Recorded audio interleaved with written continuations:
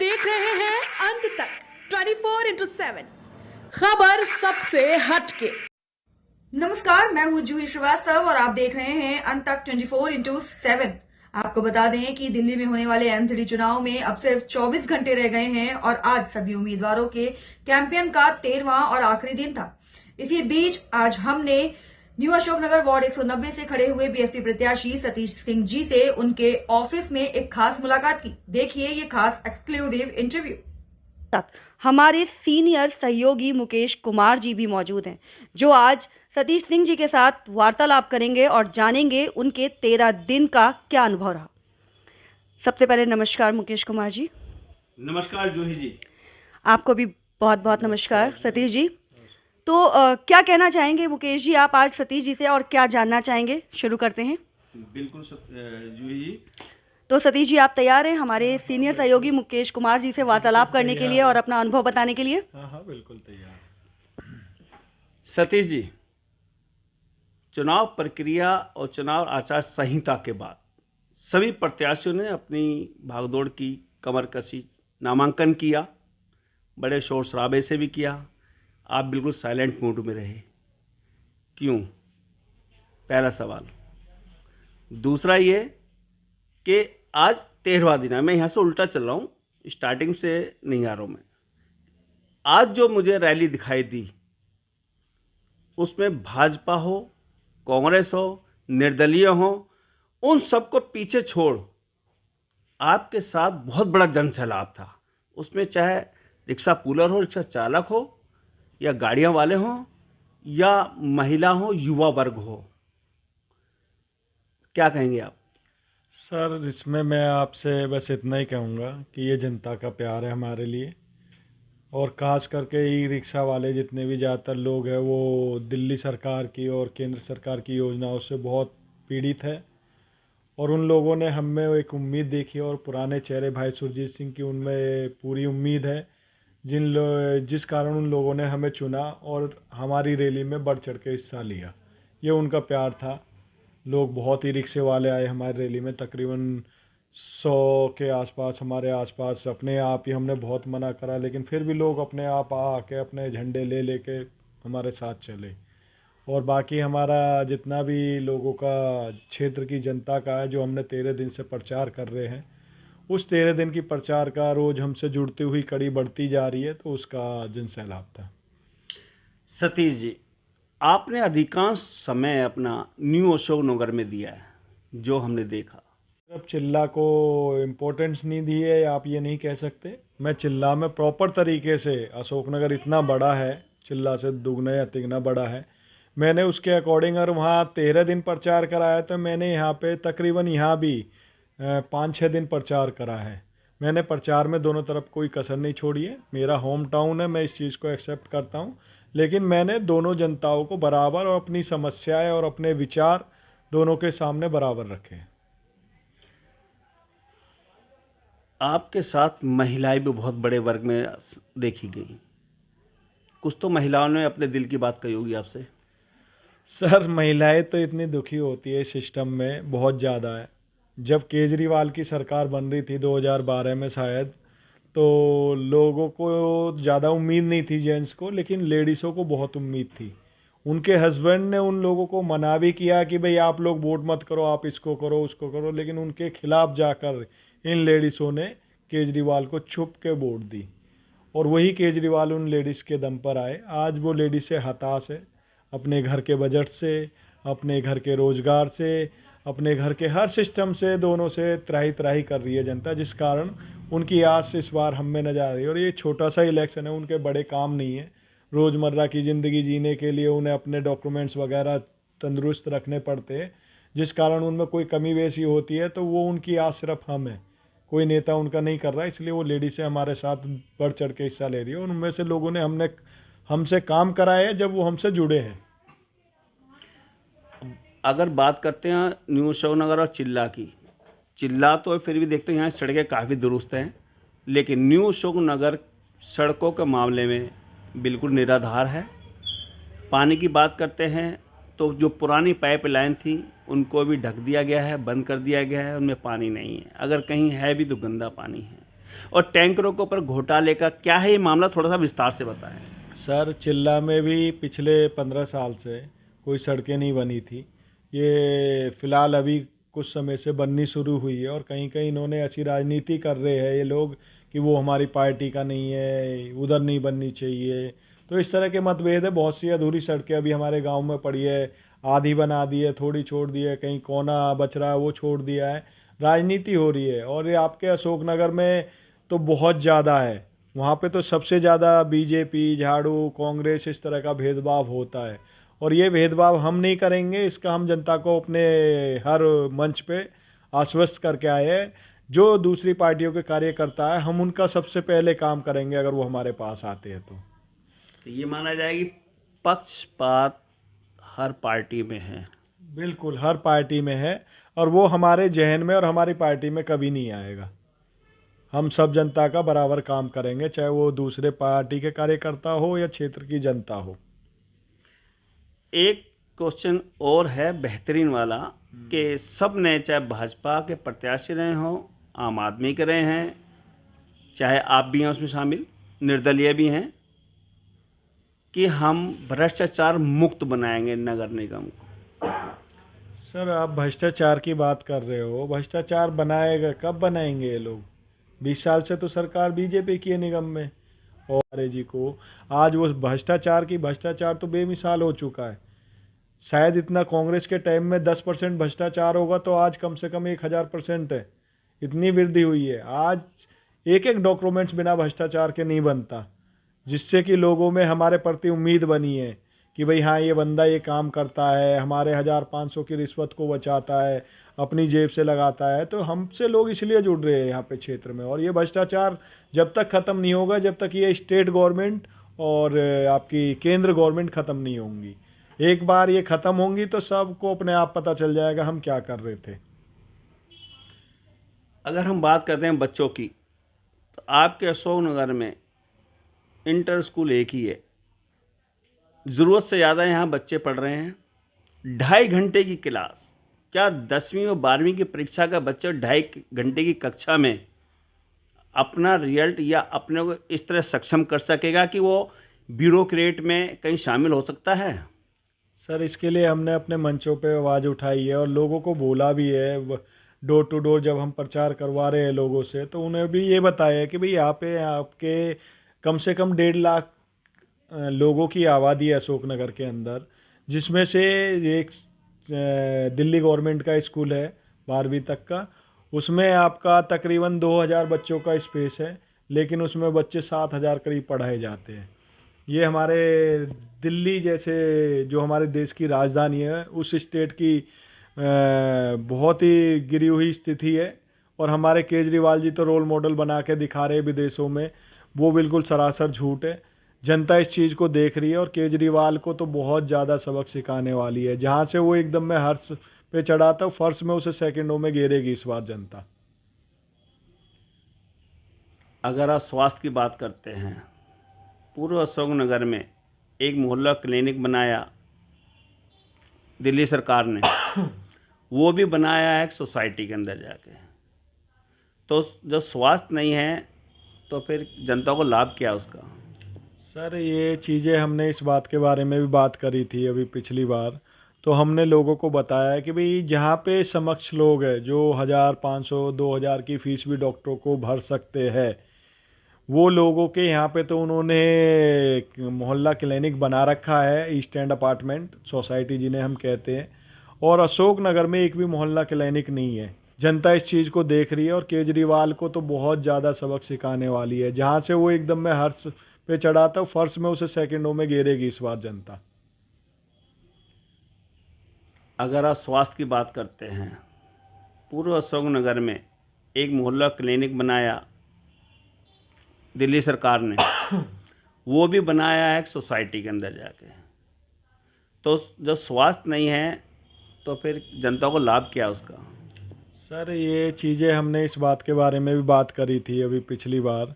तो हमने लोगों को बताया कि भाई जहाँ पे समक्ष लोग हैं जो 1500-2000 की फीस भी डॉक्टरों को भर सकते हैं, वो लोगों के यहाँ पे तो उन्होंने मोहल्ला क्लिनिक बना रखा है, ईस्ट एंड अपार्टमेंट सोसाइटी जिन्हें हम कहते हैं, और अशोक नगर में एक भी मोहल्ला क्लिनिक नहीं है।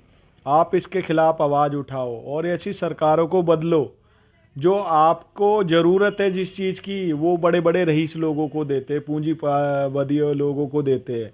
जो सिर्फ पहले से रईस है उन लोगों के लिए आप गरीबी का सिस्टम दे रहे हो जो गरीबों को ज़रूरत है। और सबसे ज़्यादा गरीब तबके का किराएदार और बहुत ही निचले वर्ग का आदमी भी ज़्यादातर अशोकनगर में ही रहता है, और उन सोसाइटियों में उन्हें घुसने नहीं दिया जाता। सरकारी हॉस्पिटलों में अगर वो जाते हैं तो ज़्यादा लाल बहादुर जाते हैं, वहाँ पे छोटा मोटा इलाज है, दवाइयाँ कुछ नहीं है, सिर्फ बहकावा है। और देश की और हमारे दिल्ली की सरकार जनता को ये चीज़ पता चल चुकी है, ये बहकावा है, इस बार बहकावे में नहीं आएगी और इन्हें सबक ज़रूर सिखाएगी। तो क्या केजरीवाल सरकार जो एक आम आदमी की सरकार थी वो पूंजीपतियों की सरकार बन चुकी है अब? सर बिल्कुल सच है ये। आप लोग भी आप ज़मीनी स्तर से न्यूज़ उठाते हो, आप खुद देख रहे हो कि भाई यहाँ पे जो मोहल्ला क्लिनिक अशोकनगर में ज़रूरत होनी चाहिए थी वो सोसाइटियों में ही क्यों है? तो यानी कि वो पूंजीपतियों की सरकार हो गई है।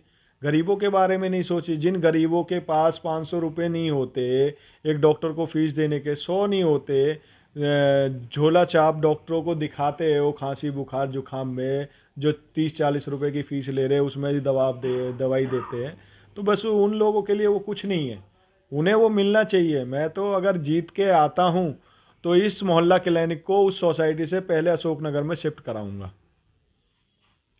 बहुत अच्छी बात कही है। अगर ये आप ऐसा कर देते तो मैं समझ रहा हूँ कि आप इस क्षेत्र के नंबर 1 प्रत्याशी होंगे। तो जो पिछले 20 साल में नहीं हुआ शायद अब हो जाए, और हम उम्मीद करते हैं कि आप इस पायदान पर खड़े होते हैं। और हमारे 2 साल से जब हमारे भाई नहीं रहे हैं उसके बाद से कंटिन्यू हमने लॉकडाउन में लोगों को भंडारे बांटे हैं अपने ही गांव में, प्लस सैनिटाइज घर घर जाके कराया है। दिल्ली के किसी भी कोने से या हरियाणा यूपी कहीं से भी हमें कहीं भी फ़ोन आया है, अगर 50-60 किलोमीटर की रेंज में कोई भी हमने उसके यहाँ भेजा है।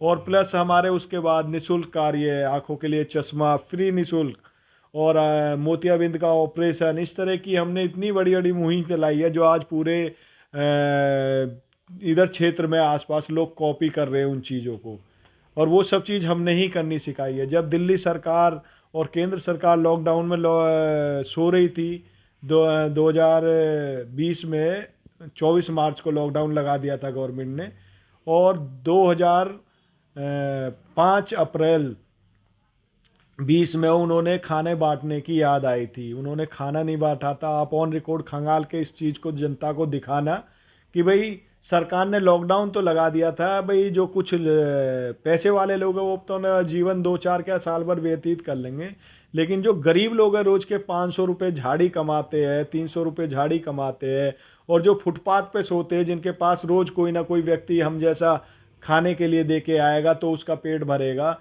उनके लिए कोई प्लानिंग नहीं, कोई कुछ नहीं, सीधा उन्होंने लॉकडाउन कर दिया। ना खाने की व्यवस्था, कम से कम खाने की व्यवस्था तो करनी थी। जब देश में भारत में जब लोगों ने देखा कि भाई सरकार कुछ नहीं कर रही तो जनता खुद उठी, सारे नियम कानून तोड़े, उन्होंने घर घर लोगों ने अपने भंडारे बांटे, लोगों को खूब दिया। सरकार ने बहुत बर्बरता करी है। अगर ये हिंदुस्तान में लोग दरिया दिल नहीं होते तो शायद कितने लोग भूख से मर जाते, इतने बीमारी से नहीं मरते। सतीश जी, जनता का अपार प्यार मिला आपको, और जो हमने देखा अपने मीडिया रिपोर्ट में कि अभी तक यहाँ किसी प्रत्याशी को तराजू नहीं किया।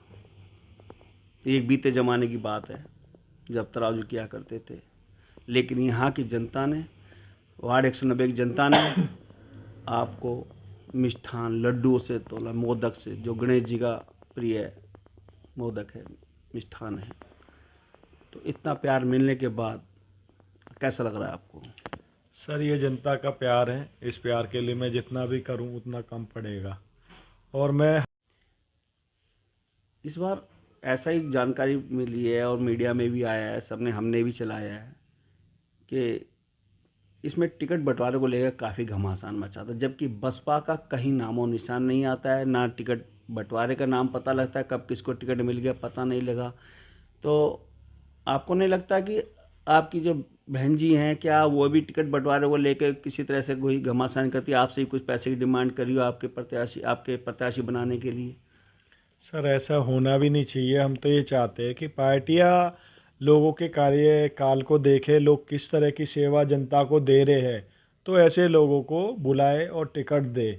और टिकट्स का तो मैं ये कहना चाहता हूँ कि कम से कम कैंपेनिंग से 1 महीने पहले गवर्नमेंट को कानून बनाना चाहिए कि टिकट्स पहले क्लियर हो, वो जनता के बीच जाए, पहले सोशल काम करे, कोई प्रचार ना करे, और फिर जनता के पास अपने अपने काम दिखाए और उनके लिए।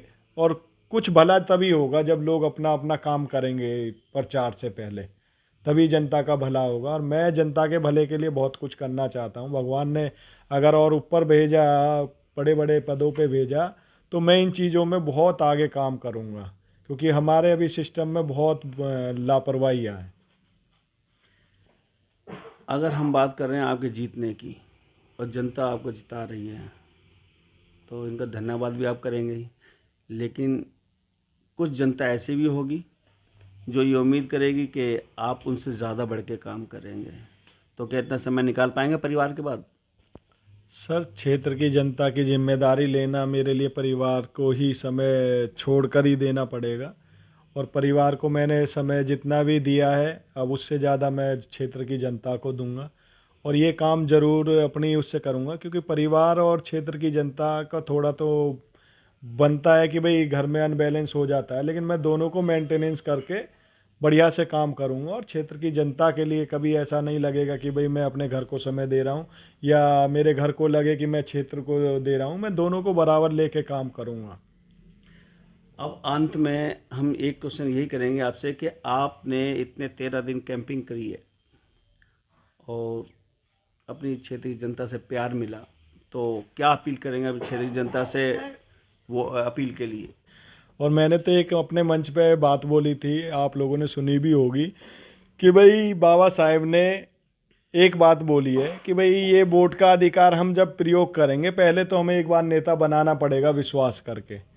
और वो नेता आपका काम ना करे 5 साल, तो उस नेता को बदल दो, क्योंकि वो नेता फिर बेकार है। जब 5 साल में कोई काम ना कर सके तो वो नेता बेकार है, उसे बदल दो। मैं इसी सिद्धांत को कहूँगा।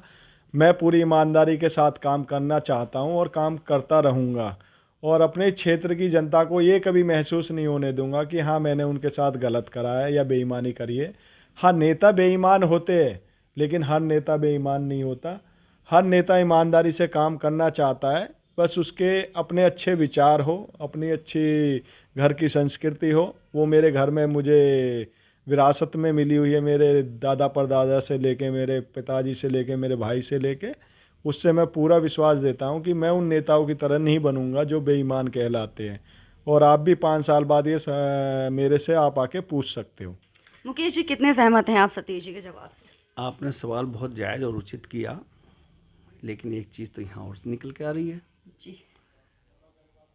सतीश जी, आज की रैली में भी दिखाई दिया, इससे पहले भी दिखाई दिया। हमने तो आपको बसपा और बसपा का संगम भी देखा। इसमें क्या है, कुछ इसका भी खुलासा कर दे तो बेहतर रहेगा जनता के सामने। जनता देख रही है आपको। किस तरह से मैं समझने नहीं। मुकेश जी का कहना ये है कि मतलब देखा जाता है कि जब एक दूसरे के विपक्षी होते हैं तो वो एक दूसरे से थोड़ा हटकर काम करते हैं, मतलब जनता को सिर्फ अपना विश्वास दिलाना चाहते हैं। लेकिन आपकी रैली के दौरान देखा गया कि आप और यानी कि बसपा और बीजेपी गले मिलते दिखाई दिए जनता को। तो इसके पक्ष में आप क्या कहना चाहेंगे? थोड़ा सा इस पर प्रकाश डालिए। जनता के सवाल से निकल गया सर, मैं इसी चीज का जवाब दे रहा हूँ। आपने कहा जनता, मैं समझ गया हूँ, जनता आपकी बात समझ गया हूँ। थोड़ा कंफ्यूज जब नेता ही भ्रष्टाचार फैलाता है तो आप तो उसमें गले मिल गए। नहीं, यही चीज मैं देखो, मैंने अभी एक बात बोली, आपने मेरी बात को नहीं समझा ध्यान से, कि मेरे घर की संस्कृति और मेरी अपनी जो खुद की अच्छे विचार है वो मुझे नहीं सिखाते किसी में भेदभाव करना। मेरे लिए सब नेता एक समान है। वो भ्रष्टाचारी है, मैं सिर्फ जनता को उनकी आवाज़ यही दे रहा हूँ। भ्रष्टाचारी है जो दूसरे विपक्ष में अभी सरकार को चला रहे हैं। अब अंत में हम एक क्वेश्चन यही करेंगे आपसे कि आपने इतने 13 दिन कैंपिंग करी है और अपनी क्षेत्र की जनता से प्यार मिला, तो क्या अपील करेंगे अभी क्षेत्र की जनता से वो अपील के लिए, मुकेश जी, वोटिंग के लिए। एक सवाल कहीं ना कहीं रह गया है जो जनता के मन में अभी भी बना हुआ है कि सतीश जी ने बोला था कि जो भ्रष्टाचार की बात हम करते हैं वो नेता से ही उत्पन्न होता है, बिल्कुल। यानी कि सबसे बड़ा जिम्मेदार भ्रष्टाचार का नेता है। नेता होता तो आप भी तो इसी नेता के मैदान में उतर रहे हैं, तो जनता कहीं ना कहीं थोड़ा सा कंफ्यूज हो रही है कि आप भी जब नेता की लाइन में आ रहे हैं तो क्या वो भ्रष्टाचार का तबका जो है वो आपके भी सर चमकेगा? मैम, ये तो देखो जनता के सोचने की बात है, जनता को सोचना भी चाहिए। और मैंने तो एक अपने मंच पे बात बोली थी, आप लोगों ने सुनी भी होगी, कि भाई बाबा साहेब ने एक बात बोली है कि भाई ये वोट का अधिकार हम जब प्रयोग करेंगे, पहले तो हमें एक बार नेता बनाना पड़ेगा विश्वास करके, और वो नेता आपका काम ना करे 5 साल तो उस सरकार उस नेता को बदल दो, क्योंकि वो नेता फिर बेकार है। जब 5 साल में कोई काम ना कर सके तो वो नेता बेकार है, उसे बदल दो। मैं इसी सिद्धांत को कहूँगा। मैं पूरी ईमानदारी के साथ काम करना चाहता हूँ और काम करता रहूँगा, और अपने क्षेत्र की जनता को ये कभी महसूस नहीं होने दूंगा कि हाँ मैंने उनके साथ गलत करा है या बेईमानी करी है। हाँ, नेता बेईमान होते हैं, लेकिन हर नेता बेईमान नहीं होता। हर नेता ईमानदारी से काम करना चाहता है, बस उसके अपने अच्छे विचार हो, अपनी अच्छी घर की संस्कृति हो। वो मेरे घर में मुझे विरासत में मिली हुई है, मेरे दादा परदादा से लेके, मेरे पिताजी से लेके, मेरे भाई से लेके। उससे मैं पूरा विश्वास देता हूँ कि मैं उन नेताओं की तरह नहीं बनूंगा जो बेईमान कहलाते हैं। और आप भी 5 साल बाद ये मेरे से आप आके पूछ सकते हो। मुकेश जी, कितने सहमत हैं आप सतीश जी के जवाब से? आपने सवाल बहुत जायज़ और उचित किया, लेकिन एक चीज़ तो यहाँ और निकल के आ रही है। जी, सतीश जी आज की रैली में भी दिखाई दिया, इससे पहले भी दिखाई दिया। हमने तो आपको बसपा और बसपा का संगम भी देखा। इसमें क्या है, कुछ इसका भी खुलासा कर दे तो बेहतर रहेगा जनता के सामने। जनता देख रही है आपको। पक्ष के निगम पार्षद जो आज हमारे यहाँ बीच में आ रहे हैं, बीजेपी के या आम आदमी पार्टी के या कांग्रेस के, कोई भी है, जो भी मुझसे निर्दलीय भी है, जो भी मुझसे मिल रहा, मैं उनसे गले मिल रहा हूँ। ये मेरा खुद का एक अच्छा विचार है। मैं किसी को दुश्मन नहीं मानता। दुश्मन तो वो लोग होते हैं जो अपने आप दूसरे को बेवजह बनाते हैं। मैं दुश्मन नहीं बनाता। मैं तो यानी सिर्फ कि आप जनता को कहना चाहते हैं कि चाहे पक्ष हो या विपक्ष, मैं दोनों को साथ लेकर चलूंगा। मैं तो कह ही रहा हूँ इन बातों को। भाई मैंने तो बोला है, मैं विपक्ष की, जैसे अब मानो कि बीजेपी विपक्ष में आ जाएगी, हम सत्ता में आ जाएंगे, तो उनके लोगों के मैं खुद काम करूंगा। मैंने तो मना नहीं करा, मैं तो खुद कह रहा हूँ पहले उन लोगों के काम करूँ, क्योंकि दूसरों को अपना बनाना ये सबसे बड़ी बात होती है। वो लोग प्रचार कर रहे हैं, अच्छी बात है, उनका भी अपना अपना सिद्धांत है, लेकिन वो जनता जानती है उनका क्या सिद्धांत है और मेरा क्या सिद्धांत है। मैं उस चीज़ से इस बीच में नहीं लाऊंगा, और उनका जो गलत नीति है उनकी आवाज़ उठा रहा हूँ, और जनता को यही बोल रहा हूँ कि भाई इनसे सवाल पूछो कि इन्होंने 5 साल और पिछले 20 सालों में आप लोगों के क्या क्या किया है तो वोट दे दो, नहीं किया है तो फिर मुझे वोट दो। मैं उस चीज़ को करके दिखाऊंगा, क्योंकि मैं ईमानदारी से काम करूंगा। क्या कहना है मुकेश जी आपका? चलिए सतीश जी, आपने निस्वार्थ और निस्भाव से जो आप जनता के सामने मन की बात रखी है, ये बहुत अच्छा लगा, और जनता आपसे सहमत भी होगी, उम्मीद करता है, क्योंकि 13 दिन में जितना आपने बखान किया है उस सब का निचोड़ जो हमने देखा, आपने वही बात रखी जो जिसे जनता के बीच में आपने दोहराया था। सर, हम यही चाहते हैं कि किसी के साथ मैं गलत ना करूं। मेरा सिर्फ सिद्धांत ही है। मैं सिर्फ यहाँ इलेक्शन लड़ने आया हूँ, अपनी भाई की अच्छी नियति को लेके आया हूँ, और उन्होंने सबको साथ लेके साथ चले थे। जैसे पार्टी का कोई भी है, अगर मानो कि उस समय कांग्रेस का था उनका, उन्होंने कांग्रेस के लिए भी बहुत काम करे। चलिए अब ये बताइए कि 4 तारीख को वोटिंग है, और जनता से वोटिंग करने के लिए एक अपील करना चाहेंगे तो बताएं। मैं जनता से यही अपील करना चाहूँगा कि अपने लिए एक अच्छा उम्मीदवार चुने, और जो उनके हितों की रक्षा कर सके उस उम्मीदवार को अपने साथ लाए, और अपने साथ खड़े होकर कंधे से कंधा मिला के उसको काम करवाए, और उसको कुछ अपने जो भी नए सुझाव है उस तरह से अच्छे से काम कराए। मैं ये चाहता हूँ। हम भी यही कहेंगे अपने अंत तक न्यूज़ चैनल पर कि सभी जनता से आप बढ़ चढ़कर मतदान में हिस्सा लें और अच्छी सरकार चुनें, अच्छे कैंडिडेट, अच्छे प्रत्याशी को चुन कर लाएँ जो आपका, समाज का, आपके क्षेत्र का ध्यान रखें। तो देखते रहिए अंत तक 24/7 पर। अगली मुलाकात फिर करते हैं किसी नए चेहरे के साथ, नए मुद्दे के साथ।